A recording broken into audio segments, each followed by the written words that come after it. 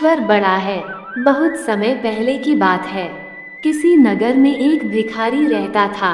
सुबह होते ही अपना चोगा और कमंडल तैयार करता तथा निकल पड़ता।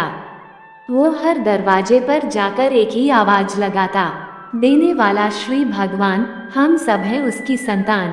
भिखारी का नाम था कृपाल।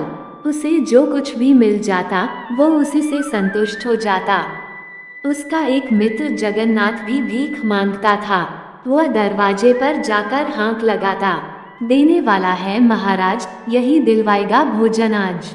कृपाल और जगन्नाथ भीख मांगने के लिए राजा के महल में भी जाते थे। राजा प्रायः दोनों की आवाज सुनता था। वह दोनों को ही भीख देता था, किंतु वह आजमाना चाहता था कि दोनों में से किसकी बात सच है।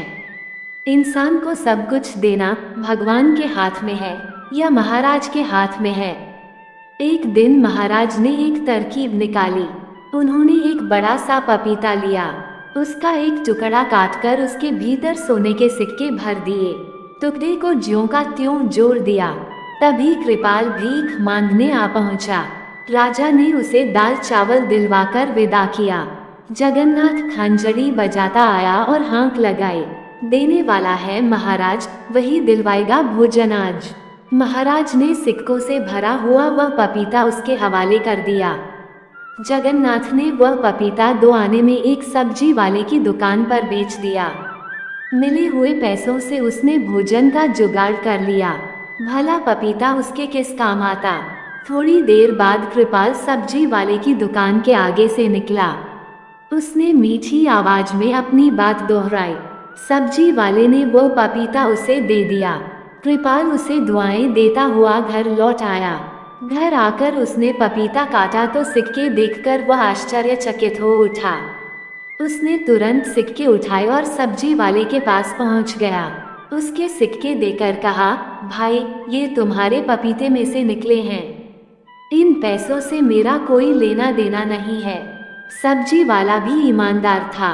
वह बोला, ये पपीता तो मुझे जगन्नाथ बेच गया था, तब तो ये सिक्के भी उसी के हैं।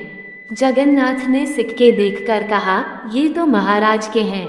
वो पपीता मुझे भीख में वहीं से मिला था। महाराज तीनों व्यक्तियों और सिक्कों को देखकर हैरान हो गए।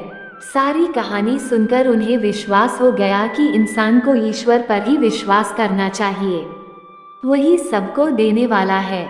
राजा ने तीनों को यथायोग्य उपहार देकर विदा किया। हाँ, उसी दिन से कृपाल के साथ साथ जगन्नाथ भी कहने लगा, देने वाला श्री भगवान, हम सब उसकी है संतान। आपको ये कहानी कैसी लगी कृपया कमेंट करें और चैनल पर नए हैं तो चैनल को सब्सक्राइब कर दें। धन्यवाद। रचना भोला, यामिनी।